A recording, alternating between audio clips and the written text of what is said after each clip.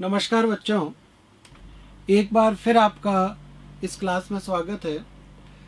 बच्चों, अभी तक हमने 1 करोड़ तक की संख्याओं के बारे में और उनके स्थानीय मान, जातीय मान के बारे में और उन संख्याओं की तुलना के बारे में अभी तक हमने पढ़ लिया।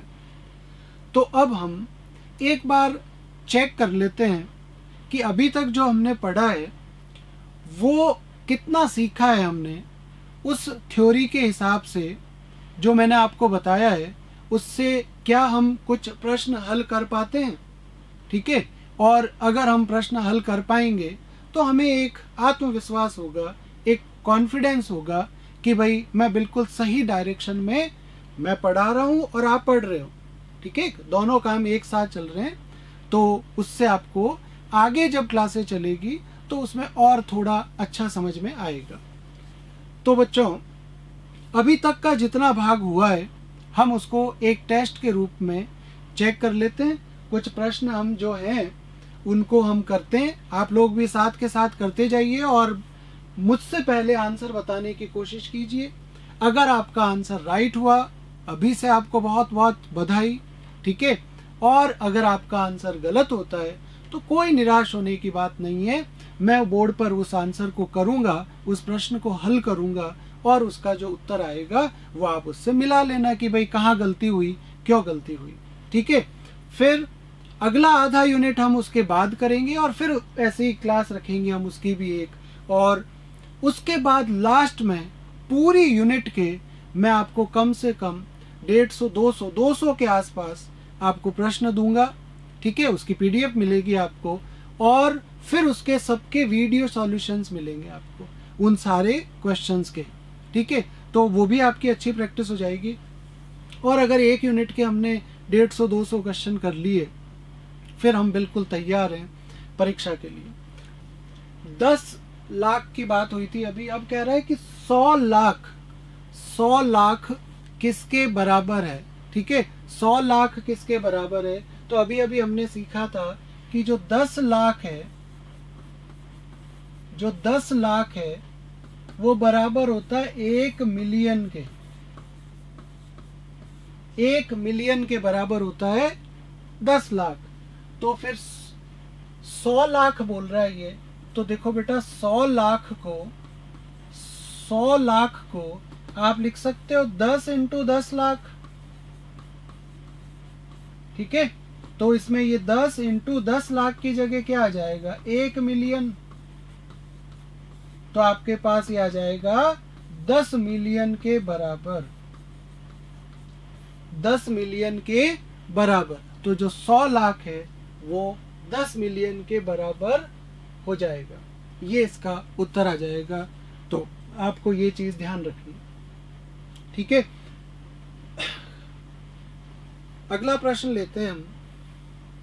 अगला प्रश्न है हमारा, बताओ देखे करके आप 11,1111 को अंकों में लिखो। बहुत अच्छा प्रश्न है, एक बार आप जल्दी से करके दिखाओ, देखे फटाफट फटाफट फटाफट।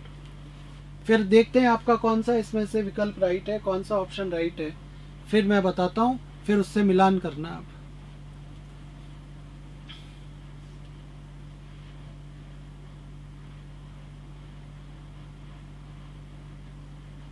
ठीक है, अब देखते हैं, देखिए आपका क्या आंसर आया होगा।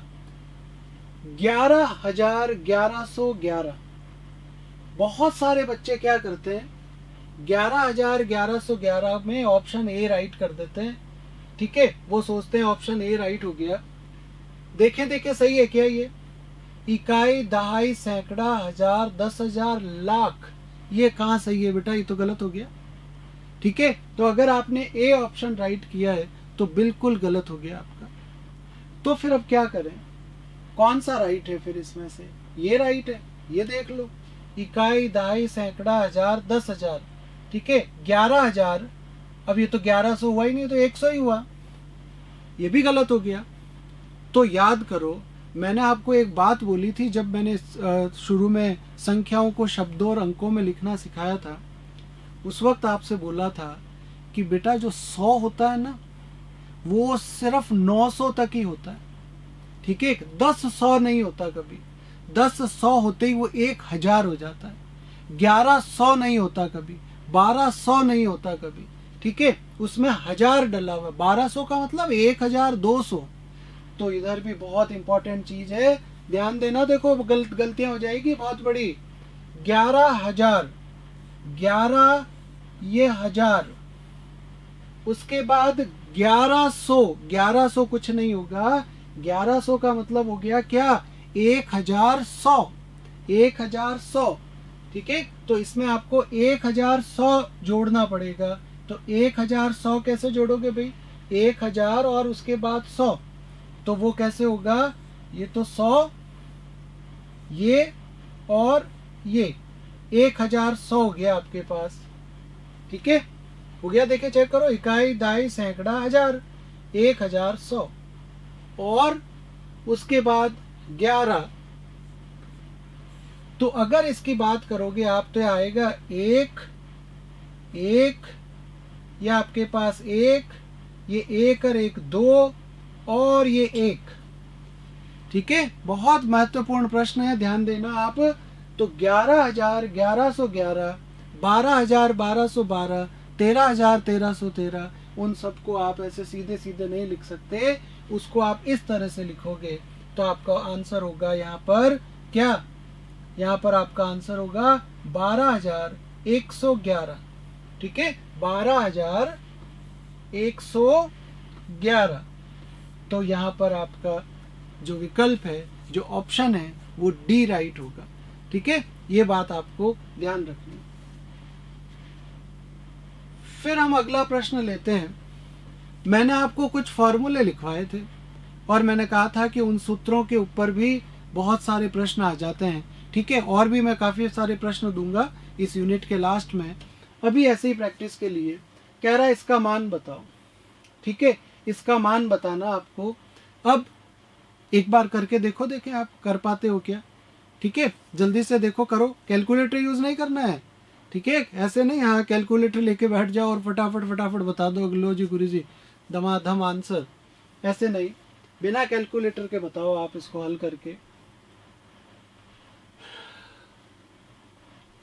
तो अब आपको दिख रहा होगा बेटा कि 0.73 का क्यूब, 0.73 का क्यूब, अरे इतना क्यूब करेंगे जब तक तो पेपर ही छूट जाएगा हमारा, ठीक है। इतने कोई कैलकुलेशन आती है क्या, और इतनी बड़ी कैलकुलेशन आए तो छोड़ दो क्वेश्चन को, फिर कोई मतलब नहीं है। एक क्वेश्चन छोड़ा हुआ ठीक है, तो क्या छोड़ दें इसको भी, अरे जब छोड़ ही दोगे तो फिर मैं टीचर किस काम का, ठीक है। तो मैंने आपको देखो बच्चों कुछ सूत्र बताए थे, और सूत्र बताते वक्त मैंने कहा था कि इससे गणित की जो गणनाएं हैं वो बहुत इजी हो जाती है उन सूत्रों से। तो अब आप देखो, अगर मैं यहाँ पर ए मान लेता हूँ 0.73 को, और मैं बी मान लेता हूँ 0.27 को, ठीक है। अगर 0.27 को मैं बी मान लेता हूं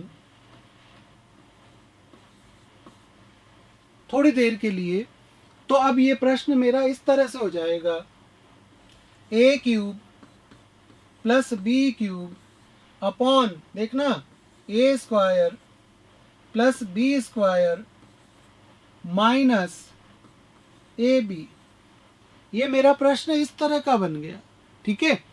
और अब मुझे पता है ए क्यूब प्लस बी क्यूब का बेटा सूत्र मैंने लिखवाया आपको शुरू में, ठीक है। तो वो उसका सूत्र जो है वो होता है ए प्लस बी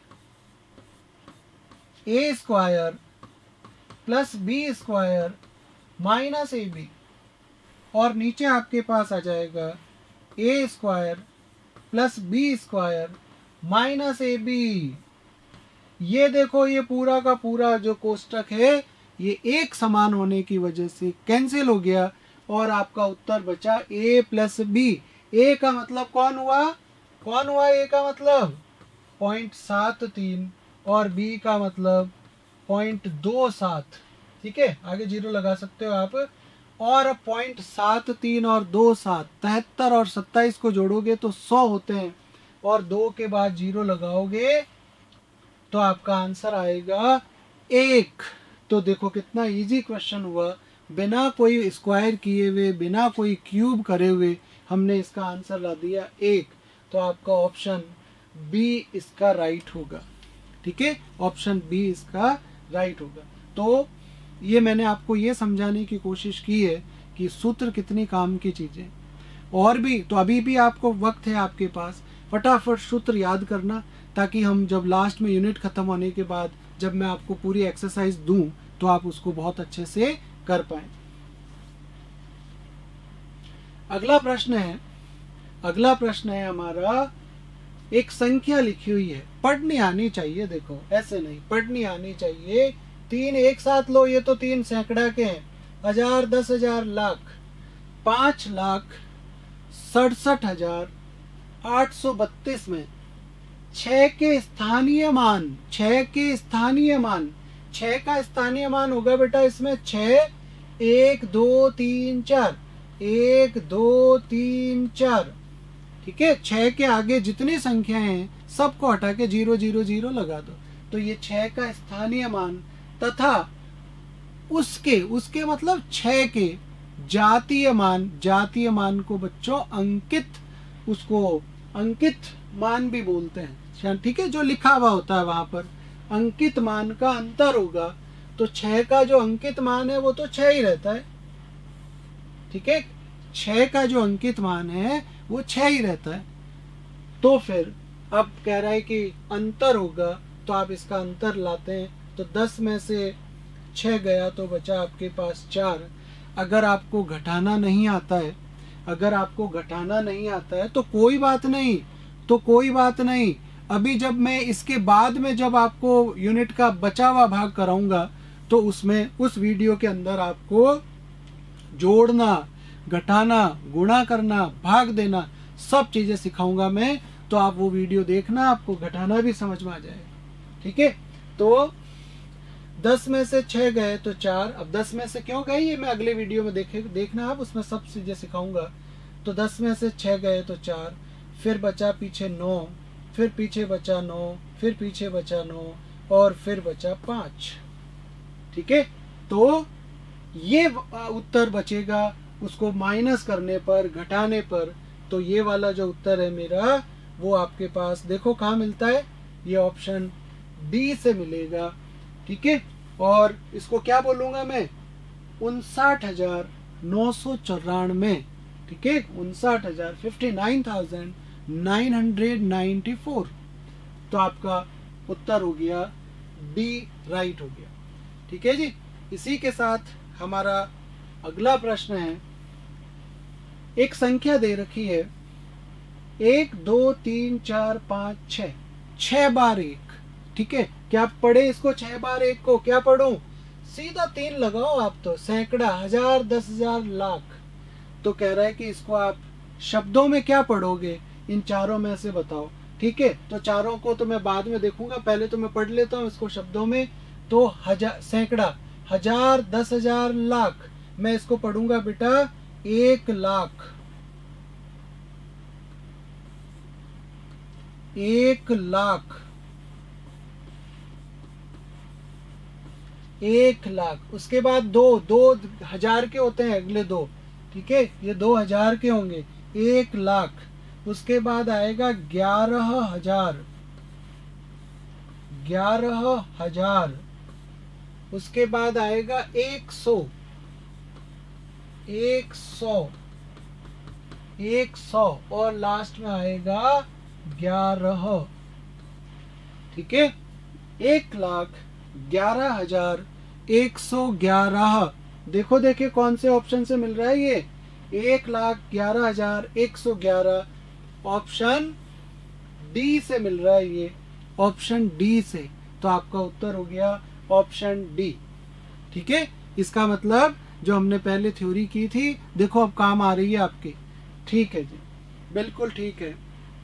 तो अगला प्रश्न देखें, अब आप बताओ, देखें एक मैंने बता दिया तो 12,01,080 को, 12,01,080 को अंकों में लिखा जाएगा। चेक करो बेटा, इन चारों में से कौन सा वाला जो ऑप्शन है, जो विकल्प है, वो आपका सही है। आपको 1 मिनट का टाइम दे रहा हूं, जल्दी से लिखो, देखे जल्दी से लिखो। Yes yes yes yes, come on.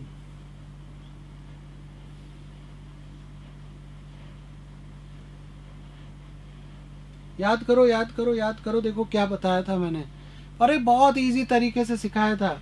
क्या सिखाया था कि 12 लाख, इसका मतलब देखो मैं पहले से जगह बना के रख लेता हूं। सबसे पहले 2 जगह लाख की आएगी, 2 जगह हजार की आएगी, ठीक है, लाख 2 जगह हजार, और फिर 3 जगह सैकड़ा की आती है। फिक्स है, एकदम सिंपल सी चीजें, पहले ही जगह बना के रख लो, इतनी इतनी जगह होगी। अब 12 लाख, लो जी, लाख वाली जगह तो फुल हो गई, 12 लाख। उसके बाद 12 लाख 1000, हजार की 2 जगह होती है। वो कह रहा नहीं हमारे को तो 1 ही लिखना है, 1000 ही लिखना है। तो फिर 1 नहीं जी, जगह तो 2 है, जोड़े से लिखना पड़ेगा भैया। तो जब जोड़ा नहीं बन रहा है तो 1 यहाँ मत लिख देना, 01। अगर 1 0 लिख दिया 10,000 हो जाएगा बेटा, हाँ सब हैप्पी बर्थडे हो जाएगा, ध्यान रखना। 01, 1000, 1080। अरे सैकड़ा की जगह तो है ही नहीं, नहीं है तो 0 डालो, नहीं है तो 0 डालो बच्चों, मत लिख देना यहाँ कुछ। और 80, ठीक है, 80, 80 का मतलब दहाई के अंक की बात हो रही है, 80। देखो देखो देखो देखो, मिलाओ, देखें 120, 10, 80, ये देखो आपका यहाँ मिल गया।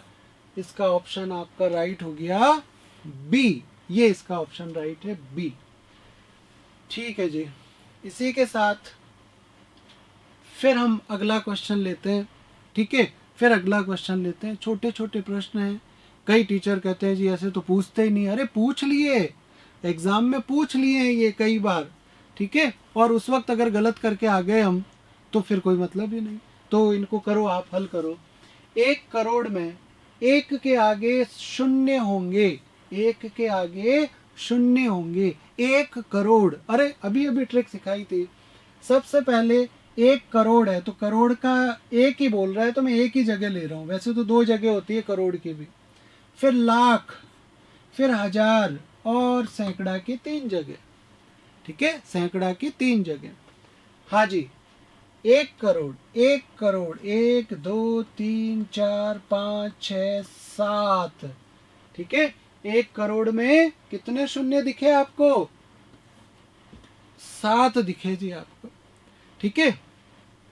कई बार ये पूछ लेते हैं, रीट में पूछा हुआ क्वेश्चन है कि 1 करोड़ के अंदर कितने लाख होते हैं, कितने लाख होते हैं।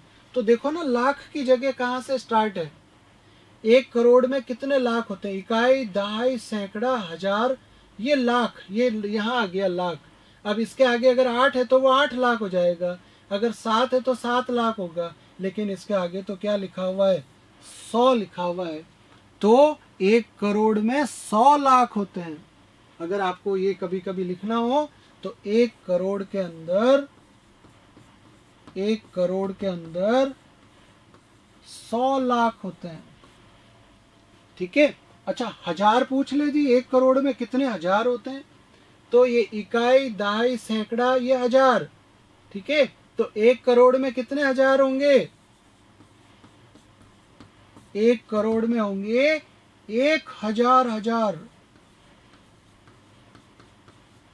1000 बार हजार होंगे, 1000 हजार, ठीक है। इस तरह से कुछ भी आपसे वो पूछा जा सकता है, कितने दहाई होगी, कितने सैकड़े होंगे 1 करोड़ में, तो हम आराम से बता सकते हैं भाई कितने क्या होंगे, ये ध्यान रखें।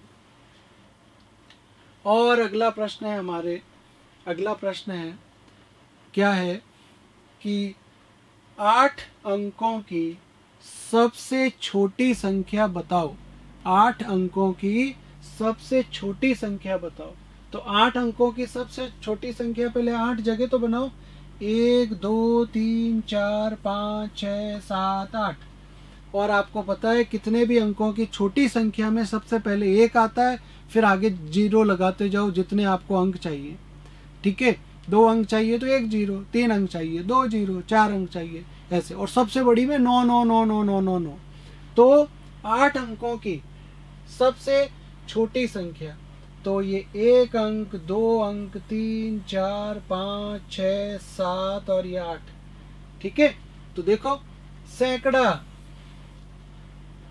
हजार, लाख, करोड़, 1 करोड़।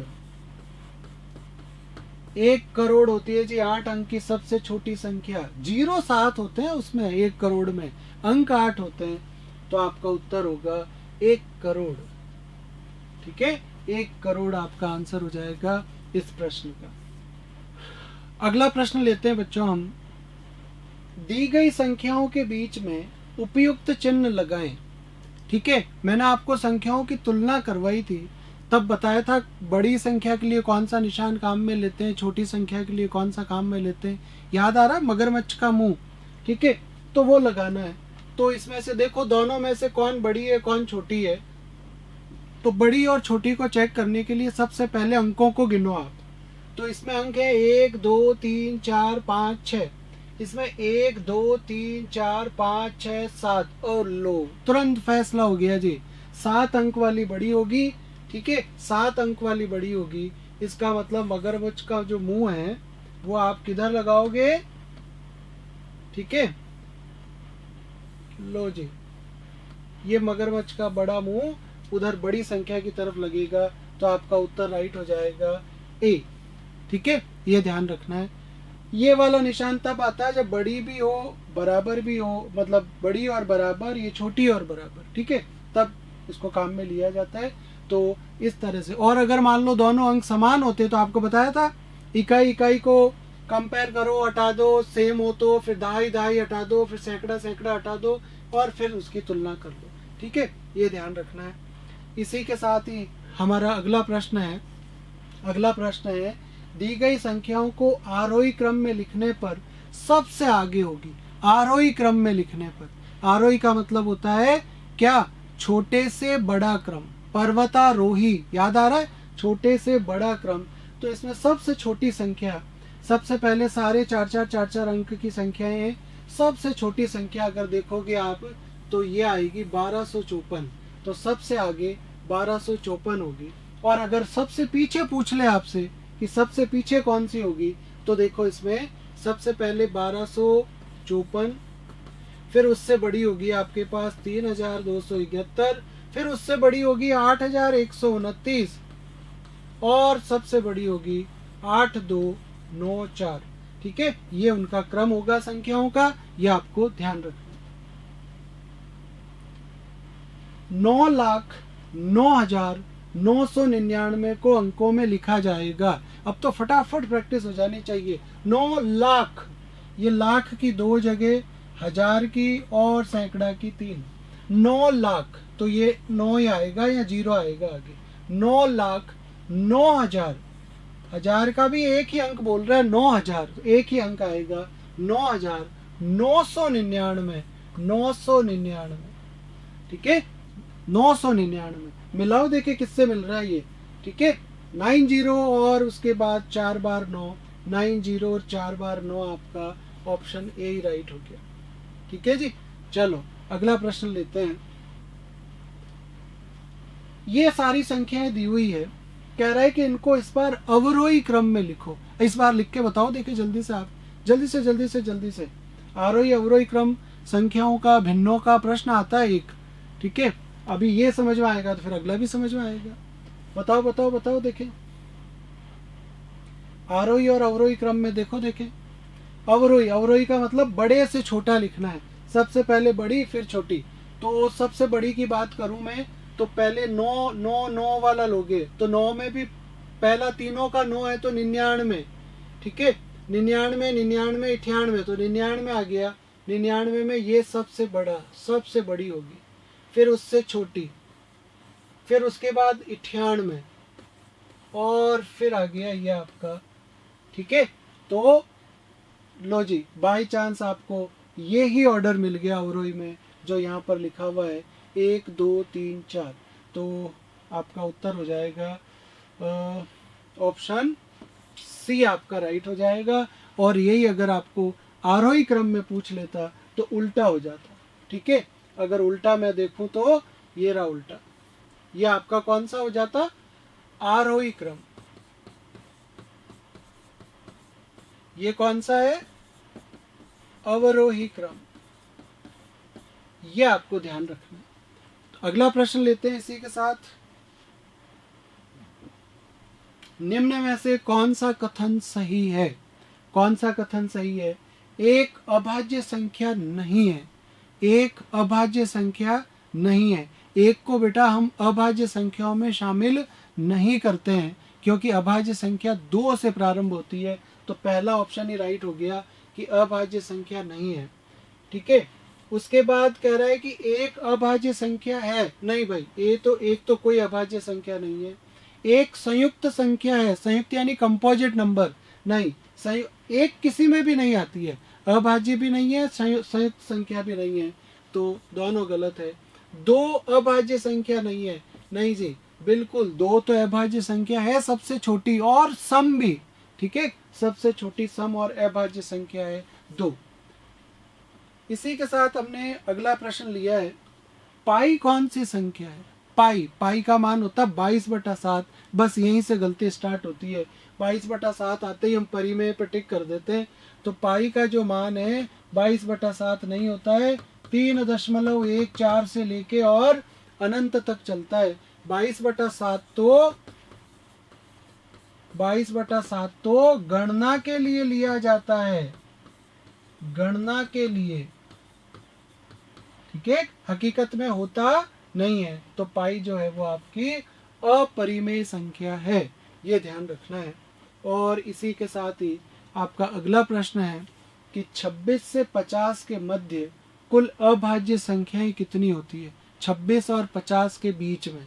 ठीक है, तो ये आप एक बार गिन के रख लो। ठीक है, 1 से 10 के बीच में कितनी होती है, 10 से 20 के बीच में, ऐसे करके 1 से 100 के बीच में, यहाँ तक कभी कभी पूछ लेते हैं। तो कैसे पता लगाएं, फटाफट अभी काउंट कर लेते हैं लोग। सबसे पहले 26 से कह रहा है ये, तो पहले 25 और 30 के बीच में ले लेते हैं। तो 25 और 30 के बीच में लोगे तो 26 नहीं, ठीक है, 26 भी है तो 26 नहीं, 27 नहीं, 28 नहीं, 29, फिर 30 नहीं, 30 नहीं, बस 29 ही आई जी आपके पास एक। ठीक है, उसके बाद ले लो आप 31 से 40 के बीच में। तो इसमें एक तो 31, 32 नहीं, 33, 34, 35 नहीं, 36 नहीं, 37, 38 नहीं, 39 नहीं, 40 नहीं। फिर ले लो 40 से 50 के बीच में, 40 से 50 के बीच में लोगे तो 41। ठीक है, फिर 42 नहीं, 43, फिर 44 नहीं, 45 नहीं, 46 नहीं, 47, 48, 49 और 50 नहीं। बस ये आपके पास 40 से 50 के बीच में 3, इसके बीच में ये, इसके बीच में ये, तो आपका 1 2 3 4 5 6 आपका उत्तर हो जाएगा 6। ठीक है, ये कुल अभाज्य संख्याएं हैं। कई बार ये भी पूछ ले जाता है कि अभाज्य संख्याओं का अभाज्य युग्म। ठीक है, तो ट्विन प्राइम बोलते हैं उनको, ट्विन प्राइम। तो अभाज्य युग्म का मतलब होता है बेटा जिसमें दो लगातार अभाज्य संख्या ली जाए, दो लगातार, जैसे दो, ठीक है, जिनका अंतर 2-2 आता हो, जिनमें 2-2 अंतर आता हो, वो अभाज्य युग्म होते हैं। जैसे 3 और 5 है, 5 और 7 है। ठीक है, इस तरह से जो 2-2 वाले जो युग्म बनते हैं वो आपको पता लगा लेना। कई बार वो भी पूछ लेते हैं, तो आप वो चीज बता सकते हैं। अगला प्रश्न है बच्चों हमारा, अगला प्रश्न है, एक संख्या दे रखी है 32004 में 0 का स्थानीय मान क्या होगा। ठीक है, बहुत इंपॉर्टेंट क्वेश्चन है, ये भी कई बार कंफ्यूजन हो जाता है। 0 का जो स्थानीय मान है, 0 का जो स्थानीय मान है वो कहीं भी लिखा हुआ हो, 0 का स्थानीय मान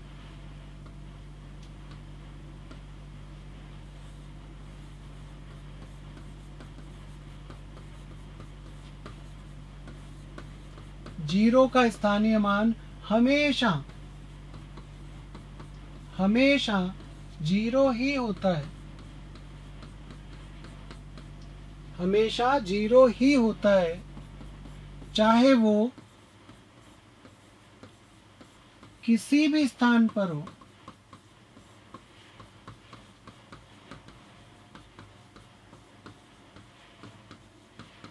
ठीक है, तो जीरो का स्थानीय मान जीरो ही होता है। और दूसरी बात, जीरो का जातीय या अंकित मान भी जीरो ही होता है।